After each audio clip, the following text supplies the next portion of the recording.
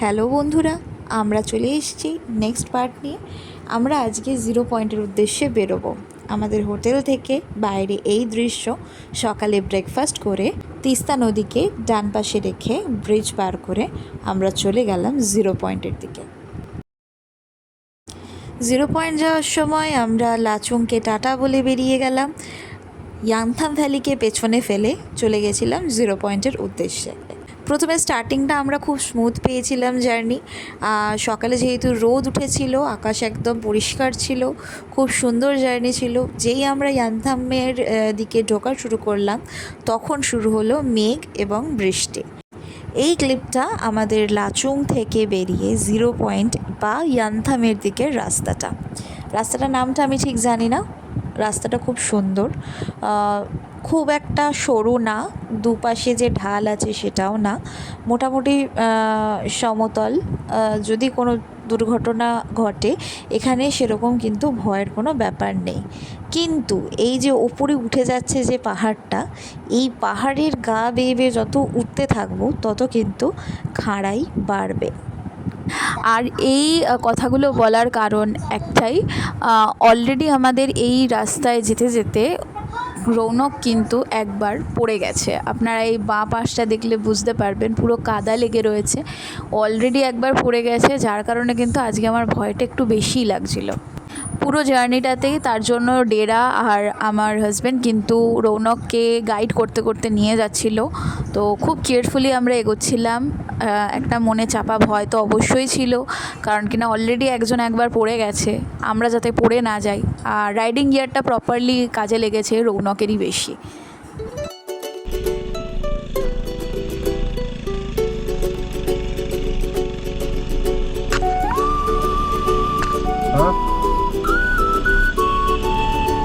এখান থেকে কিন্তু খাড়াই শুরু হয়ে গেছে এবং রাস্তা কিন্তু আস্তে আস্তে সরু হতে শুরু করেছে।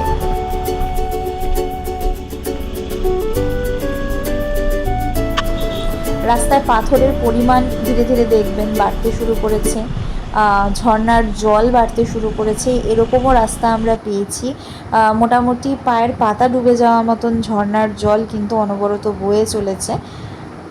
এবং welcome to valley of flowers.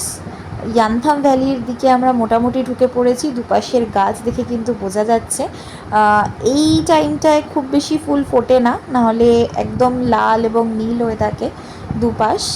সব আশেপাশের লোকেরা বলছিল। তো দেখতেই পাচ্ছেন খুব সুন্দর একটা পাহাড়ে জঙ্গলের রাস্তার মধ্যে দিয়ে আমরা যাচ্ছি। একটা ভিলা এটা। তো খুব সুন্দর দৃশ্য আমরা এনজয় করতে করতে যাচ্ছি।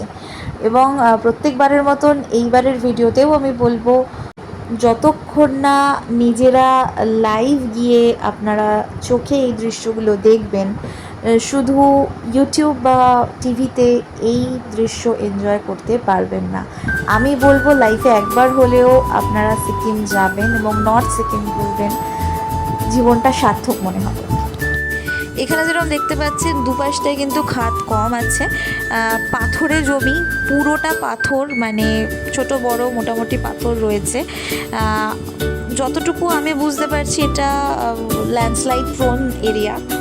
জানি না, পাহাড় তো আমি দেখছি না, হয়তো অনেক ওপর থেকে পাথরগুলো এসে এখানে পড়েছে। প্রচণ্ড পাথর আছে এবং এখানে কিন্তু ঝর্নার জলগুলো যে আছে পাথরের ফাঁকে ফাঁকে মোটামুটি জমে থাকা মতন। এইখানে আপনারা দেখতে পাবেন মোটামুটি পায়ের পাতা ডুবে যাওয়ার মতন জল পেরিয়ে কিন্তু আমরা যাচ্ছি। একমাত্র ভয় লাগছে না একটাই কারণে, দুটো পাশ কিন্তু সমতল, খাড়াই বা খাদ খুব একটা নেই।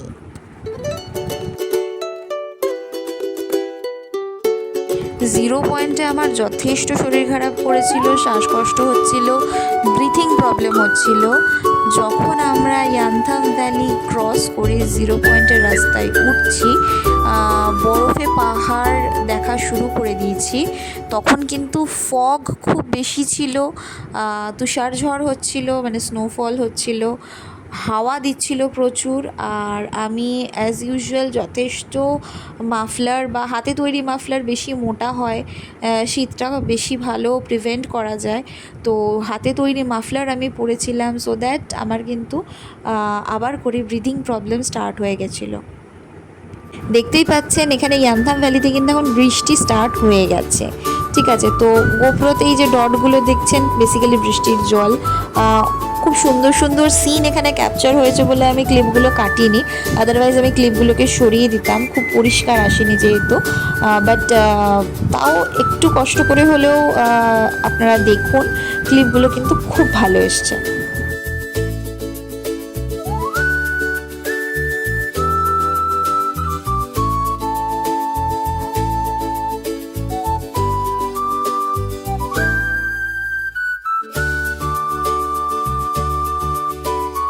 সংকীর্ণ এবং পাথরের রাস্তা দিয়ে আমরা চলতে চলতে মোটামুটি ইয়ামথাম ভ্যালিতে আলটিমেটলি পৌঁছে গেলাম। বাট ওঠার সময় ইয়ামথাম ভ্যালিতে আমরা কিন্তু কোনো পজ নিইনি, আমরা ডিরেক্ট চলে গেছিলাম 0 পয়েন্টের রাস্তায়। অ্যান্ড এই সিনগুলো আপনারা দেখুন, জাস্ট মুগ্ধ হয়ে দেখবেন। হয়তো ভিডিওতে মাঝে কিছু ওয়াটার ড্রপস চলে এসছে, বাট জাস্ট আপনারা ভিউটা দেখুন, ভিউটা এত সুন্দর। জাস্ট যে কোনো টেনশন, যে কোনো চিন্তাকে দূর করে দেওয়ার জন্য জাস্ট এই একটা ভিউ যথেষ্ট। আমার হাজব্যান্ড বলছিল এই কথাটা খুব সত্যি, এই রকম ভিউ আমি শুধু ক্যালেন্ডারের পাতায় দেখেছি বা ডায়েরির খাতায় দেখেছি। রিয়েল লাইফে এরকম ভিউ দেখা জাস্ট মানে একটা হাতে চাঁদ পাওয়ার মতন ব্যাপার। তো যতই শরীর খারাপ হোক, আমি ভীষণ ভীষণ এনজয় করেছি আমাদের পুরো সিকিম ট্রিপটা। শরীর খারাপ আমার মোটামুটি ওই 0 পয়েন্ট আর নাথুলাতে খুব একটা হয়নি, একটু শরীর খারাপ করেছিল, বাট 0 পয়েন্টে আমার একটু বেশি শরীর খারাপ করে গেছিলো। 0 পয়েন্টের ওয়েদারটাই এমন ছিল, প্রত্যেকেরই কম বেশি অসুবিধা হয়েছে। আমি একটু বেশি সেন্সিটিভ, মানে ফিজিক্যালি সেন্সিটিভ বলে আমার এই প্রবলেমটা হয়েছিল। And look at the road, মানে পুরো জল আর পাথরে ভর্তি। ঠিক আছে, এখান দিয়ে বাইক চালানো যে কতটা difficult with pillion. Hats off to Deep and Soumyajit, যে আমাদের দুই বউকে ওরা পিলিয়ন হিসেবে নিয়ে এত মালপত্র বোঝাই করে নিয়ে সেফলি গেছি, সেফলি এসছি, এবং পুরো জার্নিটা খুব স্মুথলি আমরা করতে পেরেছি জাস্ট বিকজ অফ দীপ আর সৌম্যজিৎ।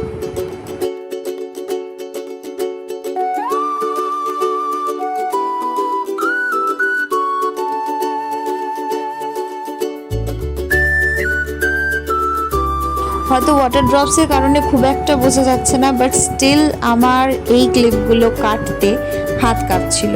আমার একদম ইচ্ছা নেই ক্লিপগুলো কাটার, যার কারণে আমি ভিডিওতে ক্লিপগুলো রেখেছি। ক্লিপগুলো আমার এত সুন্দর বা এত পছন্দ লেগেছে, তো আমি ক্লিপগুলো রেখেছি ওই কারণে। What a road, what a scene, what a scenic beauty. মানে রাস্তাটা এত সুন্দর লাগছে, পুরো গাছপালা, মানে জাস্ট মনটাকে কেড়ে নিচ্ছে আমার। আমি জাস্ট এই ক্লিপগুলো কাটতে পারিনি, মানে আমার খুব কষ্ট হচ্ছিল ক্লিপগুলো কাটতে, ওই জন্য আমি ক্লিপগুলো জোর করেই ঢুকিয়ে দিয়েছি।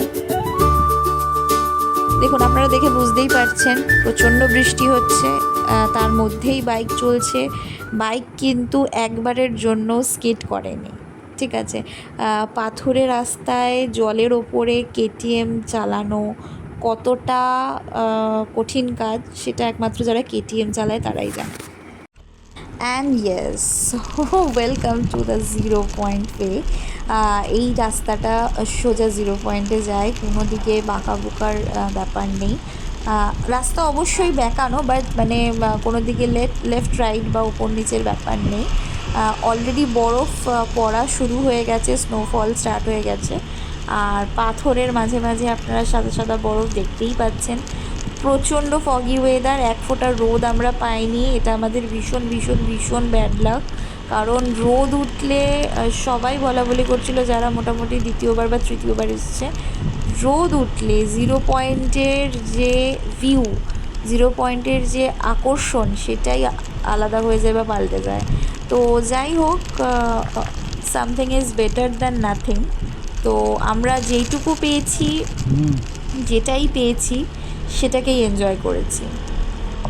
ওই যে দূরে ওই পাহাড়টা দেখা যাচ্ছে, যে ওই ধোঁয়ার পেছন থেকে একটু উঁকি মারার চেষ্টা করছে, ইয়েস, ওটাতেই আমরা যাব, ওটার পেছনেই 0 পয়েন্ট। রাস্তা কিন্তু অলরেডি সরু হওয়া শুরু করে দিয়েছে এবং দুপাশে পাথর, একদিকে খাদ এবং একদিকে কিন্তু খাড়াই অলরেডি শুরু হয়ে গেছে এবং আমার হার্টবিটটাও অলরেডি বেড়ে যাচ্ছে। জানি না খাড়াই দেখলে কেন এত ভয় লাগছে, কোনো দিন লাগেনি, আজকে লাগছে। তো যাই হোক, একটু ভয়, একটু ভালো লাগা, সব কিছু নিয়েই এগিয়ে যাচ্ছি। স্নোফলটা তো জাস্ট আমি ভীষণ এনজয় করছিলাম। এখন কিন্তু আমার শরীর খারাপটা স্টার্ট হয়নি। শরীর খারাপটা স্টার্ট হয়েছিল বাইক 0 পয়েন্টে পার্ক করার পর, যখন আমি মানে একটা দোকানের ভেতরে গিয়ে ঢুকলাম।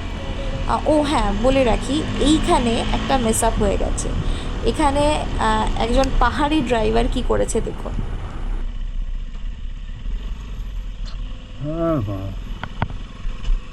এখানে জাস্ট বাইকটাকে দাঁড় করিয়ে আমাকে নেমে পড়তে হয়েছিল, আদারওয়াইজ বাইকটা গড়িয়ে নিচে পড়ে যাচ্ছিল। পাহাড়ে গাড়ি চালানোর এক্সপিরিয়েন্স যাদের আছে তারা এই 4 চাকাটা যে ভুল করলে এরকম ভুল করে না। ছোট গাড়িগুলোকে তারা সবসময় আগে ছেড়ে দেয়, কারণ ছোট গাড়ির হর্স পাওয়ার বা টর্ক কিন্তু বড় গাড়ির মতন হয় না। বেরোতে দে বাইকগুলোকে।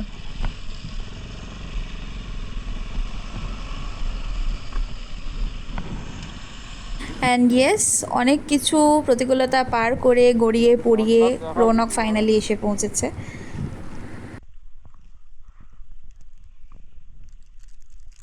বোঝাই যাচ্ছে ওর আর এনার্জি নেই।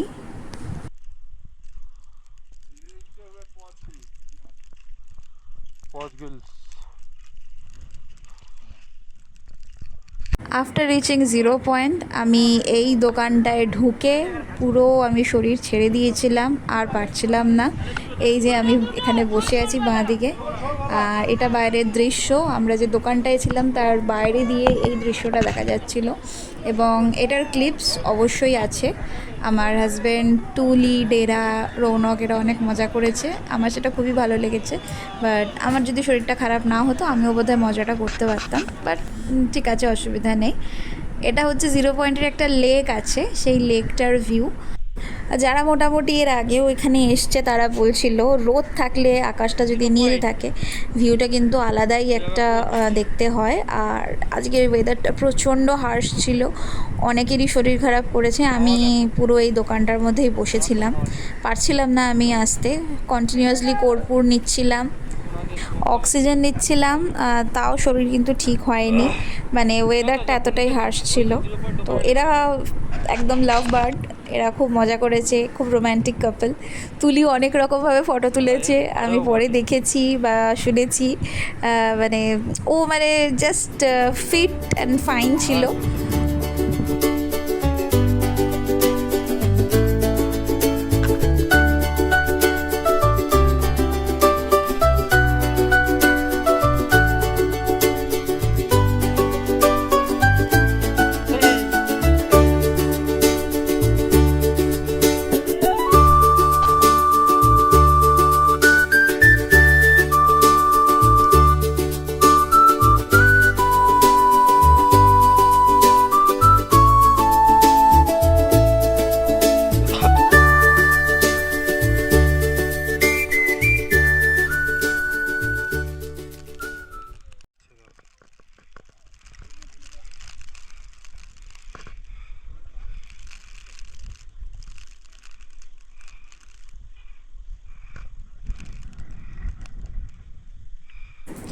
কতটা ফগি ওয়েদার আর কতটা হার্শ ওয়েদার।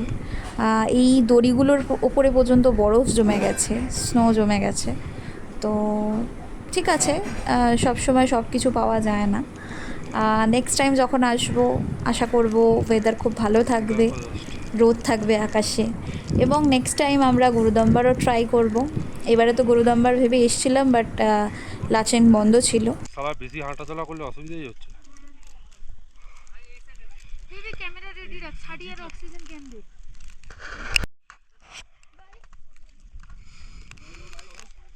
হ্যাঁ, পড়ে গেছিল, হয় তো মনে আছে। আচ্ছা আচ্ছা, তাই বলো।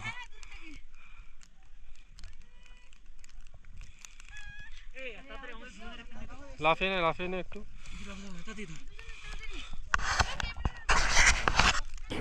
সোলো ফটোগ্রাফি শেষ, এবারে কাপল ফটো শুরু হবে। এরা মানে একদম ফিট অ্যান্ড ফাইন, খুব ভালো লাগছিলো দেখে এদেরকে। তারপরে 0 পয়েন্ট থেকে কাম টু ইয়ানথাম ভ্যালি। আমার হাজব্যান্ড যে কীভাবে বাইক রাইড করে আমাকে নিচে নামিয়ে নিয়ে এসছে জাস্ট বিকজ অফ আমার কষ্ট হচ্ছিল, একমাত্র আমি জানি আর ও জানে। ইয়ানথাম ভ্যালিতে আসার পরে আমার শরীর একদম ঠিক হয়ে গেছিলো। সবাই বলছিল প্যানিকের থেকে হচ্ছে, বাট না, এটা অ্যাকচুয়ালি প্যানিকের থেকে হচ্ছিল না। তা যাই হোক, ইয়ানথাম ভ্যালিতে ফ্লাওয়ার্স খুব কম ছিল, এর থেকে অনেক বেশি ফ্লাওয়ার্স থাকে, বাট আমরা যেইটুকু পেয়েছি সেটুকু নিয়েই এনজয় করেছি। ওই যে দূরে নদীটা দেখছেন, ওই নদীটার ওখানে গিয়েও আমরা কিন্তু ফটো ভিডিও করেছি। ডিস্টেন্সটা অনেকটা, দেখতে সমতলের মতন, কিন্তু অ্যাকচুয়াল জায়গাটা সমতল না, হালকা স্লাইডিং বা স্লোপ রয়েছে। তো ফুল অনেক কম ছিল, ওই জন্য খুব বেশি ঘন ফুল বোঝা যাচ্ছে না ফটোতে। তো এই যে পুরো জিনিসটার নাম, সেটা পুরো স্লোপ।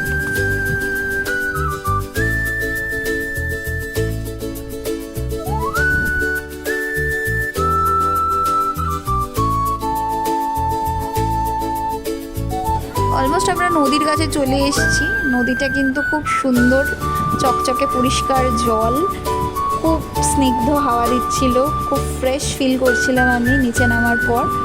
আর নদীটার জল পুরো নীল, নিচের পাথরগুলো পর্যন্ত দেখা যাচ্ছিল। যখন ক্লোজ শটগুলো নেব তখন বুঝতে পারবেন।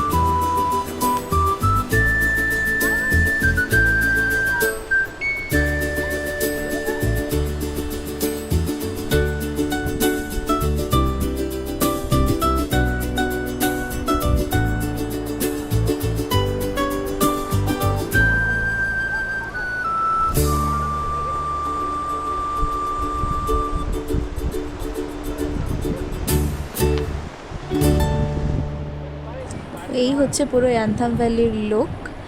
এইবারে আমি বাইকের শটটা নিয়েছি, আমার খুব ভালো লেগেছে এই বাইকের শটটা। আপনাদের কেমন লেগেছে অবশ্যই কমেন্টে জানাবেন। ইয়ানথাম ভ্যালির পেছনে এই যে 0 পয়েন্টের, ওটা কিন্তু পাহাড়টা। আর দিনের শেষে ক্লান্তি মেটানোর জন্য কিন্তু আমরা হোটেলে ব্যাক করেছি। এটা আমাদের হোটেলটা, পরের দিন সকালবেলায় নেওয়া এটা একটা ফুটেজ। সকালে প্রচণ্ড বৃষ্টি হচ্ছিল, সারা রাত বৃষ্টি হয়েছে। তো এইটা হচ্ছে আমাদের হোটেল, আমরা কিন্তু লাচুংয়ে হোটেলটাই ছিলাম।